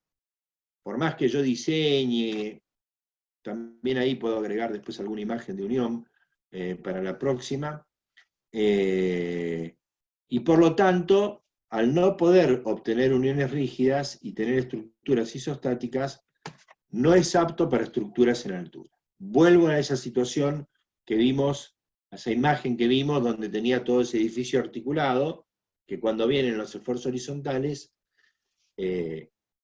no puedo tomar esos, no tengo rigidez suficiente. Por eso no voy a encontrarme un edificio de 10 pisos hecho con premoldeado. Puedo encontrarme un estacionamiento de 2, 3 niveles, y hasta ahí, ¿sí? Porque no hay forma de obtener una unión perfectamente rígida. Y no hay forma entonces de lograr continuidad. Hay situaciones en las que me conviene utilizar este material frente al hormigón in situ, sacando el caso del edificio en altura, sí. Si bien en general es más caro que el hormigón armado in situ, puede ser, por un lado, una cuestión de tiempos, como eso que hablábamos recién, en el estacionamiento de los centros comerciales, que cuando quieren habilitar rápido es una forma muy rápida de construir algo grande, una gran superficie, salvando grandes luces, como requieren un estacionamiento, que no puedo tener muchas columnas para que los vehículos puedan circular con facilidad. O cuando quiero salvar una gran distancia, una gran luz y soportar mucha carga, como en el caso de una estructura de un puente. Veamos estas imágenes. Fíjense, voy a construir este puente carretero, con un río en el medio. Y en vez de tener que poner apoyos intermedios, puedo separar esa gran luz, hago los apoyos en sobresuelo, sobre la tierra, hago después el montaje de las vigas, ¿sí? Y una vez que hice el montaje de las vigas, puedo construir arriba la superficie, que es el tablero del puente, ¿sí? Acá se agregaron algunos premoldeados, pero generalmente después el tablero se hace en hormigón in situ, pero lo puedo construir sin necesidad de apoyos intermedios, ¿sí? O sea que puedo salvar una gran luz y con gran carga, con una estructura donde ahí no me molesta que sea una estructura isostática, que está simplemente apoyado. Incluso hasta capaz que es conveniente para tener cierta movilidad, por ejemplo, frente a las cargas horizontales del frenado de los vehículos. Es un ejemplo de un uso muy habitual para este tipo de material, y donde claramente es mucho más ventajoso que el hormigón armado in situ. Y frente al acero es más ventajoso, y sí, es más ventajoso porque es más barato para nosotros es muy caro el acero, una estructura que va a soportar una gran carga, o sea, no sería una estructura liviana como un techo, una cubierta, sino que sería una estructura pesada de acero, como algún puente metálico que le va a tocar a algún grupo, que van a ver que si tienen que salir a buscar acá en nuestro país, los van a encontrar no en la actualidad, sino puentes viejos, construidos en la época en que los ingleses, los británicos, tenían el manejo de los ferrocarriles en la Argentina, porque para ellos el acero era barato. Traían el acero de Inglaterra y hacían los puentes acá. Algo que quería agregar al final, que otra gran ventaja de ese puente de hormigón armado pretensado a uno metálico, está dado por el tema de la corrosión, ¿no? Las estructuras metálicas puestas al exterior va a tener el problema de la corrosión y de la necesidad de mantenimiento frente a un mantenimiento mucho menor en el hormigón. Bueno. Ahora sí, no sé si hay alguna duda de lo que charlamos acá, del día de hoy, o comentario. ¿Se entendió?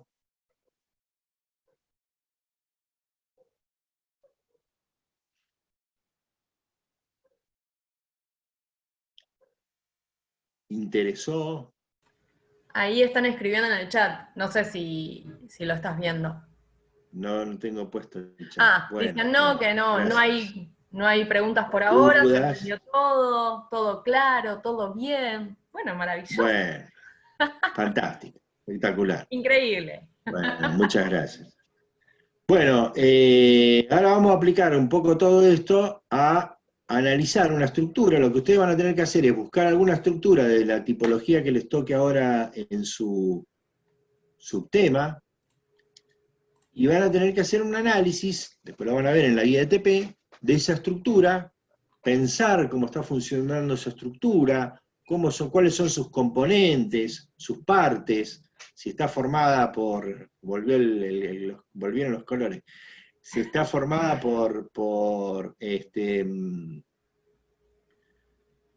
vigas, por arcos, por cúpulas, por qué elemento estructural, cómo están vinculadas esos distintos elementos, y básicamente es eso, pensar eso para ver cómo está funcionando esa estructura. Ese es un poco el objeto del trabajo práctico, analizar una estructura existente desde este enfoque que hemos estado haciendo en el tema teórico.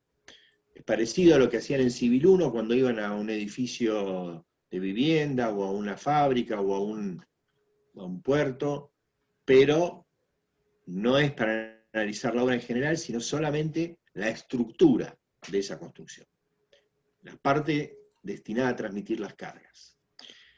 Bien, Julieta. Bueno, como mencionó el ingeniero, obviamente que va a haber toda una explicación en sí del trabajo práctico, de los puntos a resolver, pero a priori queremos elegir de nuevo, o sea, sortear con los colorcitos, bueno, ahí no sé si se vio algo, pero sortear con los colores, qué tema le va a tocar a cada grupo. Marcelo, acá sí tenemos 7 temas. Habría que alguno duplicarlo, no sé cuál opinás que es el mejor porque total, hay muchas estructuras para elegir, así que no es necesario. Pero vos de los colorcitos, no sé. Pues ya los pusiste ahí abajo de los colores. Sí, ¿no? sí, pero a lo que voy es que yo no repetí ninguna letra. O sea, hay una letra que no tiene tema asignado, por eso. ¿Cuál quisieras repetir vos? Ah, bueno. ¿Es una sola la que hay que repetir? Claro, exactamente. O sea que al que le sale sin nada, va a hacer esto que le digo yo ahora. Claro, el tema H es, que en realidad ya Bueno. lo puse el H, así que... Y yo elegiría...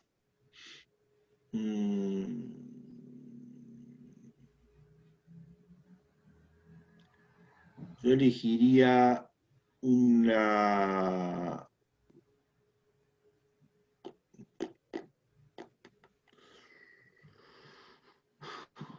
un tanque de agua, otro tanque de agua. Le daría para optar entre el tanque de agua o la estructura especial, entre el D o el G, que opte entre esos.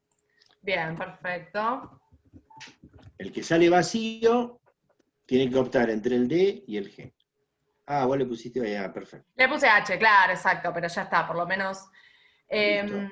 Esperá que yo tampoco ahora estoy teniendo el chat abierto. Otro distinto, ¿no? No el mismo tanque que le tocó a otro, ¿no? Obviamente, No, obvio. otra estructura, ¿no? A ver, ¿cuál es la idea? Es sortear el tema para que para la semana que viene, para el viernes que viene, ustedes traigan información sobre una estructura y ahí poder encarar el trabajo práctico. O sea, esta es la idea de por qué hoy lo estamos haciendo y nos estamos extendiendo en el tiempo. Bueno, ahí se mezclan. O sea, la idea es que la semana que viene le vamos a dar la guía del TP primero, a explicarle cómo se hace el TP, y después ustedes nos van a mostrar qué tipo, qué información consiguieron del tipo de estructura que les tocó, para ver si es apto para hacer el TP y por ahí darle ya alguna orientación. Bueno, se volvió loco mi computadora. Ahí estamos. Bien, a ver, empecemos con el último grupo. La otra vez habíamos hecho al revés, ¿no?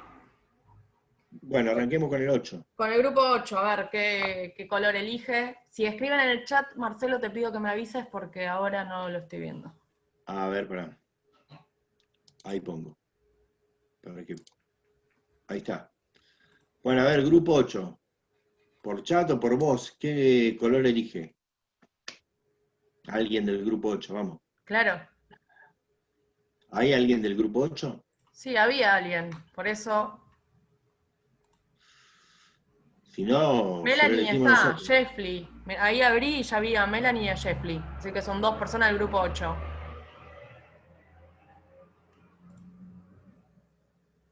Escriban o hablen qué color eligen, vamos. Hola, Vamos, buen día, Melanie. profe. Buen día. Elegimos color negro. Color negro, a ver, Negro. ¿qué hay detrás del negro? E. El E. Así que el grupo 8. Puente con estructura de hormigón pretensado, uno como el que vimos recién en la foto. Exacto. Muy bien. Ahí habían escrito en el chat. Bien, grupo 7. Grupo 7. Si quiere chat o si quieren Hola, buen día. Buen Celeste, día. ¿puede ser? Día, celeste. A. celeste. A. Puente con estructura metálica, la competencia. Bien. Bien. Grupo 6. No, bueno, grupo 6 en este momento, Rocío o Estefanía, no sé si están ahí.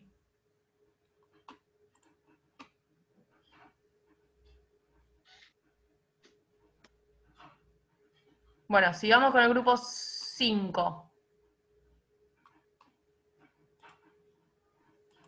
Hola, buen día. Buen día. Buen día, esperen que se me abrió una cosa. Ahí está. El color rojo elegimos. El rojo. G. Edificio con estructura especial. El hincha No. independiente salió mal ahí. A ver,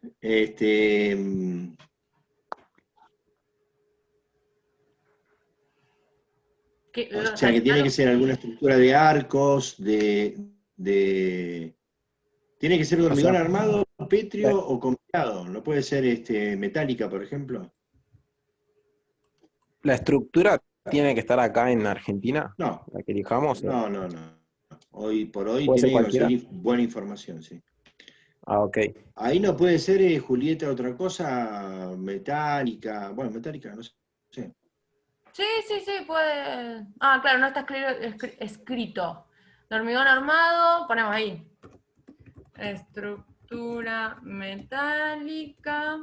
Materiales prétios o combinados. Después subimos este archivo y ahí se va a ver bien. Bueno. Grupo. Vale, muchas gracias. Ahí me parece que entró esta chica del grupo Sí, 6. Estefanía. Estefanía, ¿estás ahí? Sí, acá, Tenés que elegí elegir un un color. colorcito de los que no están separados ya. Claro, sí, sí. Estos dos no van ya. Rosa. El celeste y el rojo no van. ¿Cuál? Rosa. No, el rojo ya está, No, no, rosa, está rosa dijo. abajo del... Rosa. Ah, rosa, perdón. Yo perdón, interpreto perdón. que es ese. Bueno, Sí, el 6. Ahí está. Ahí me fui para arriba.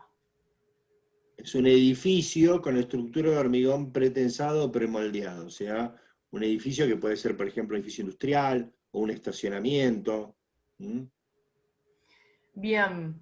Sigamos con el grupo 4. Hola, profe. Buen día. El amarillo. El amarillo. D de dedo. D. Tanque de agua con estructura de hormigón armado in situ.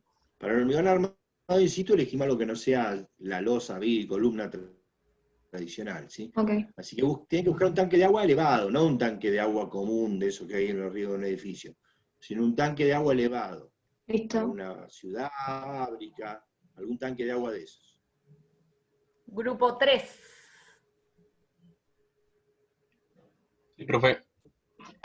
Álvaro. Violeta. ¿Cuál? Violeta. Es violeta, ¿no? El violeta. B de bueno. No. Edificio con estructura de madera. Al menos la cubierta, pero que tenga un cierto nivel de complejidad, ¿no? No me van a hacer un techo a dos aguas, el quincho, el fondo. Van al fondo y le sacan una foto al techito del quincho ahí de la parrilla. Estamos buscando el H. ¿Qué? Algo un poquito más interesante. Estábamos buscando el H. Estaban buscando Ay. el H. Para el G. Bueno, no sé. Bueno, nos Les queda grupo tocó la 2. madera. Sí, uno, vamos.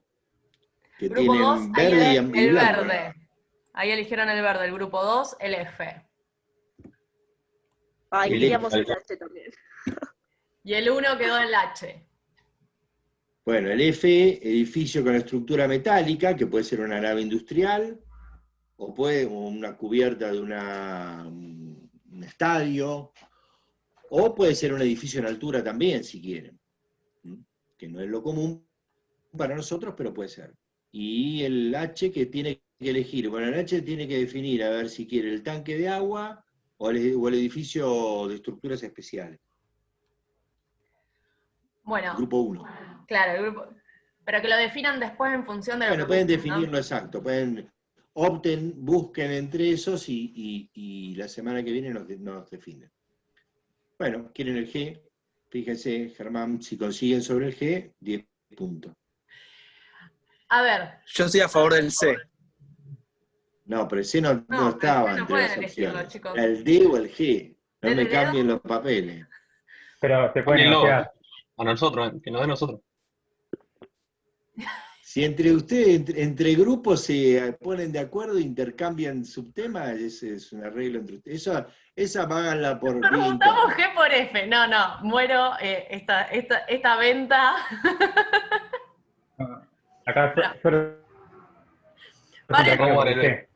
paren un poco, porque No, ahora me van a hacer. si no le podemos dar el subtema Z, que es un subtema especial que lo tenemos guardado para estas ocasiones.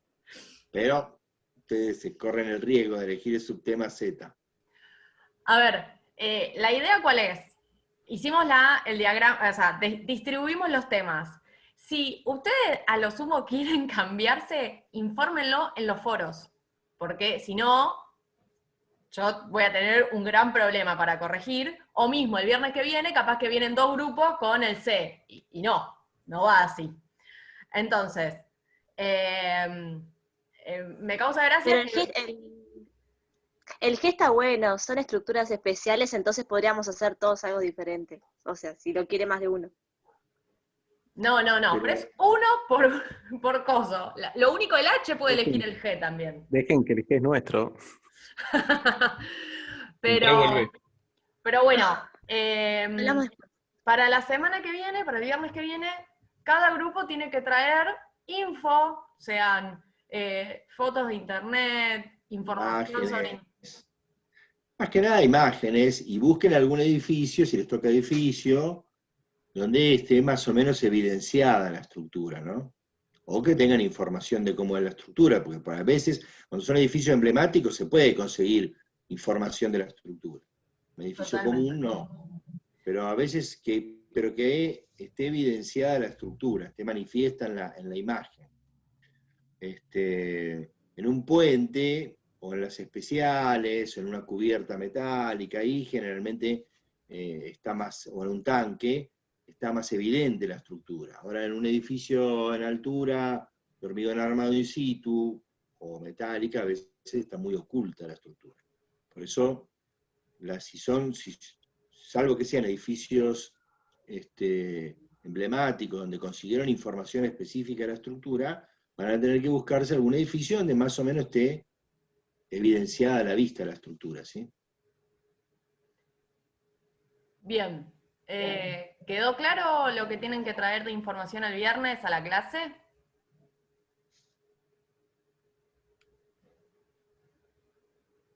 Sí, sí, profe. Bueno, vamos que se quema la sopa. Tal cual. Bien, cualquier duda que tengan, mándenlo a los foros, ¿sí? Yo ahora habilito el foro del TP4, así ahí pueden, si cambian de grupo, de tema algún grupo, que se intercambian, háblenlo en el foro. Por favor, se los pido, porque si no, vamos a tener complicaciones para saber qué grupo hace qué tema. Ahí mis compañeros pusieron en el chat, pero nos quedamos con el G, el grupo 1. Está bien, no hay problema. Y, con lo cual va a haber dos grupos que hagan el tema G, no pasa nada. Igual eso, chicos del grupo 1, a lo sumo si se ponen a buscar información y después deciden el D, los dejamos cambiar hasta el viernes. Solo hasta el viernes. No se pongan a buscar info el mismo viernes a las 10 de la mañana porque cuando empecemos a hablar sobre el tema no van a saber de lo que estamos hablando. Así que dedíquenle un día, aunque sea antes. Y bueno, por mí, buen fin de semana. Por mí también. Nos vemos. Buen fin de... Chao, profe, nos vemos. De profe. Chau, chau.